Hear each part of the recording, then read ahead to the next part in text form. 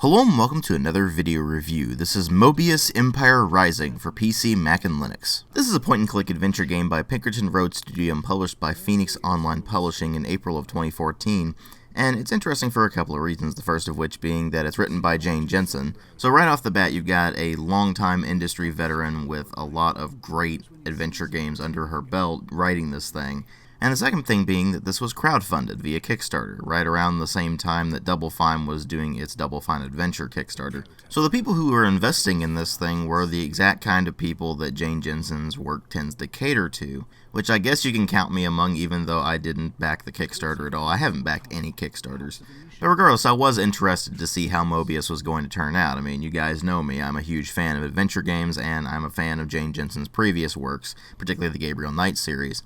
And so the question then becomes, how is this thing as an adventure game? Does it live up to what we pretty much expect from Jane Jensen at this point, or is it something else entirely? Well, as far as presentation goes, it really depends on what you're looking at, because on the one hand, there are a lot of things in this game that are more 2D art, and those look absolutely fine. In fact, they look rather good. And then there's all the 3D stuff, which is atrocious. Characters constantly deform as they shift around. I mean, you'll see shoulders moving in ways they should not move. You'll see very stiff character animations in a lot of spots. Things that just do not interact well with other things. Lots of clipping. And one of the first things I noticed was absolutely horrible lip sync. And by that, I mean there basically isn't any lip sync. I mean, just look at this. Was trying to sell was a fake. It's hardly my fault he took my evaluation badly. You need to take security on these jobs. Some of these sellers are dangerous people, and you excel at pushing people's buttons. I'm on it. I mean, I hate to bring it up, but think about Half-Life 2 doing it infinitely better back in 2004, and this game came out 10 years later. So, they've just catastrophically failed in that regard. And the visuals themselves are just such a mixed bag that all the 3D stuff that really drags the game down is just really hard to get past. Particularly considering that this is supposed to be a professional game and it looks like something that amateurs put together as far as its visuals go. That said, the sound design is a lot better, at least unless you count the voice acting, but I'll get to that in a moment. The sound effects themselves are mostly rather solid, and the music is by Robert Holmes, so it's as good as he always does. There's a lot of stuff in there that should sound very familiar if you've played another game that Robert Holmes has composed for, namely Gabriel Knight or Grey Matter or something like that. Lots of piano, and it all fits together very, very well for the game. Now, the voice acting, on the other hand, is pretty weak. I mean, the characters just end up coming across as kind of flat and lifeless for the most part, and I don't know if that's intentional or not. That's the worst part. Because the guy you're playing as, Malachi Rector, is written to basically be kind of flat and lifeless as far as I can tell. And he certainly comes across that way, but the other characters are also coming across that way via the voice acting. And yet you get the feeling from the writing that they're not necessarily supposed to be. So it ends up being really confusing and awkward with regards to the voice acting. And most of the time it was just mildly annoying at worst. So it wasn't bad voice acting, but it just wasn't good either. It's just bland and doesn't really add anything to the game. It only subtracts something from the game, but luckily it's not a deal breaker at least. Certainly not the way the visuals are. Yee. But since this is an adventure game, what ultimately matter here are the story and the gameplay, and those are what will really make or break this thing for you. The story in this is that you play as Malachi Rector, who is an antiques dealer who just travels around the world and analyzes various artifacts for authenticity and brokers deals with them and so on and so forth. And he is approached by a guy named Amble Dexter, who is the head of an organization called FITA, and is offered a job to go to Venice, Italy, and analyze the life of a woman who was actually found hanging from a bridge there, and find out if she has any connection with any historical figure in terms of how her life matches up with someone else. And this introduces a concept that will not really be explored until later in the game, and unfortunately for this particular game, it's not exactly explained well at all.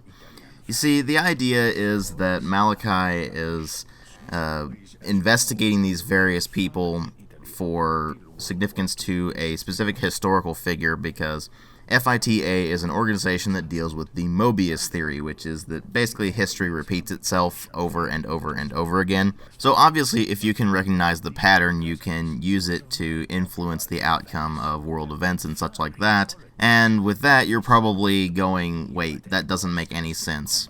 And you're right, it doesn't make any sense. In fact, the vast majority of this game does not make any sense. And that is my problem with it.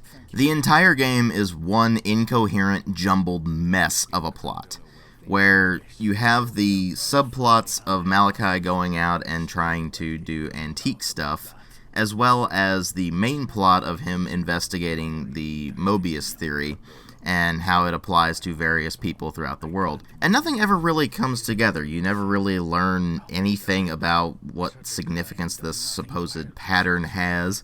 You never really learn anything about where Malachi and eventually an associate will actually fit into the pattern. And it just ends up coming across as something that was blatantly unfinished. I mean, when you think about the other thrillers that Jane Jensen has written, they have all sorts of elements that gradually enlighten you throughout the game, and it all culminates at the end to basically reveal the mystery and maybe pose a few more questions, but generally give you an idea of what's going on. In Moebius, you get this just kind of throwaway description of the Moebius theory, and that's it. There's really no significance to the plot in this game whatsoever. And when the game finally ends and you have the plot resolution, you're just going, that's it?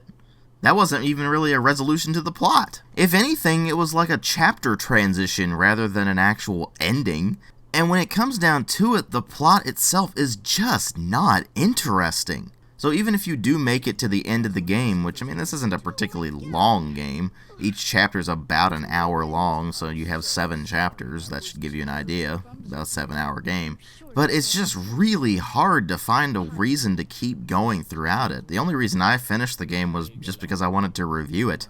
The characters themselves are pretty flat and lifeless, like I said, even though you get the impression they're not supposed to be. But let's face it, the guy you're playing as is pretty much entirely unlikable. He has only 2 redeeming qualities, the first of which being that he's a genius, the second of which being he has a lot of sarcastic wit.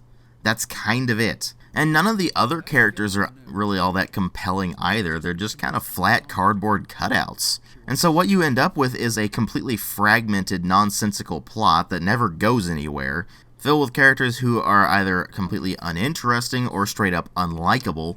And what ends up happening is you just have no investment in the game whatsoever. This is a huge problem for an adventure game, particularly one written by Jane Jensen. We expect far better writing than this. This is almost like somebody slapped together a draft in maybe a week at most and never had it proofread or edited or anything and just shipped it. It's a mess. And like I said, we have come to expect far better from Jane Jensen. And even going beyond the writing, the gameplay is incredibly uninspired for the most part. As I mentioned before, it is a point-and-click adventure game, so you just click on various objects in the environment to interact with them, and it's pretty straightforward. You have an inventory that you carry around various items, but oddly enough, it's not like most adventure games in that you don't go around just grabbing whatever you possibly can. In fact, you basically need an impetus to pick up a lot of the items in the game. So what ends up happening is you'll go to an area and you'll see, oh, there's an item, and it's obviously there for me to pick up for a puzzle. I'll try to pick it up. And Malachi will sit there and go, oh, I don't need that right now, and won't pick it up. And so you're like, okay, I'll go do other stuff. So you go do other stuff, and you come across the puzzle that requires that item. So then you have to backtrack to wherever you found the item, pick up the item, and then go solve the puzzle. It's really, really tedious. And for the life of me, I cannot figure out why they did it this way. And it's not even like the inventory puzzles are all that hard. They're painfully obvious for the most part. And even better, when you do the item combining puzzles in your inventory, there's only a couple of them throughout the game, and they highlight the objects that you can combine, straight up. And you can only combine those objects. There's no clever figuring out how these things fit together. It's just, oh, nope, these 2 things are highlighted. They obviously need to be combined in the inventory. But the big puzzles in this game really don't involve the inventory. They involve actually analyzing data points. How do you find these data points? You investigate, and that's what the vast majority of the game is. It's Malachi investigating the lives of these various people in order to determine whether or not they fit into a certain historical archetype or something like that. And what ends up happening is that you go around, you look at various things, and that will give you various data points. You talk to people, and that will give you various data points, like how they were in the news, or what kind of a person they were, and so on and so forth. And then you finally get as many data points as you can. And when you filled up the list of data points, he'll say, I have enough info to analyze this person. And that's when you go into the main puzzles of the game, where you're analyzing who these people are. And it is quite literally a process of elimination. You go through the various data points. Let's just say, for example, so-and-so was married at a certain age. And you look at the list of historical figures that it gives you, and you eliminate the ones where it actually doesn't fit. And this is where some of the problems actually come in. First off, the puzzle design itself is pretty boring. I mean, at least it's a bit different at first, but the more you do it, the more boring it gets. Second thing, some of the comparisons to historical figures you kind of have to stretch. And you're just like, am I looking for an exact match? Am I looking for a similarity? Because if I'm looking for similarity, every single person in this category fits. I mean, there were certain analyses that I actually had to look up the solutions for, because I would constantly go through and meticulously eliminate every single one that didn't fit, at least as far as I could tell, and it was wrong. Every single time. And then I looked it up, and I'm like, but I eliminated that particular person from this, and this category because they didn't fit. Why the hell are they the solution? And so your logic has to be stretched a few times, and that gets ridiculously annoying when it does happen. But again, at least it's something a bit different at first. And analyzing various people is kind of interesting. It gives you infinite amounts of retries, so that's good. You can just trial and error your way if you have to. But generally speaking, things are supposed to be pretty logical and fit into a pattern, and when things don't fit into a pattern, it kind of throws off the whole point of the game, which is that everything is in a pattern. And the end result is a game in which it just does not live up to the developer's pedigree. I mean, let's face it. Jane Jensen made some of the best adventure games ever. King's Quest VI, the original Gabriel Knight, hell, the other Gabriel Knight games, widely considered some of the best adventure games ever made, with King's Quest VI often being considered the best adventure game ever made. And yet, Moebius is just mediocre at best, but mostly pretty bad.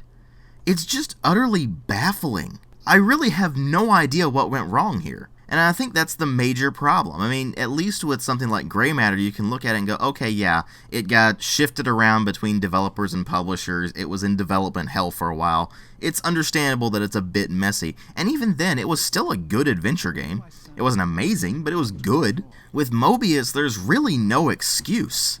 And like I said, I'm utterly baffled as to why this game is as weak as it is. And ultimately, it pains me to say that this game is a 1.5 out of 5. Thanks for watching.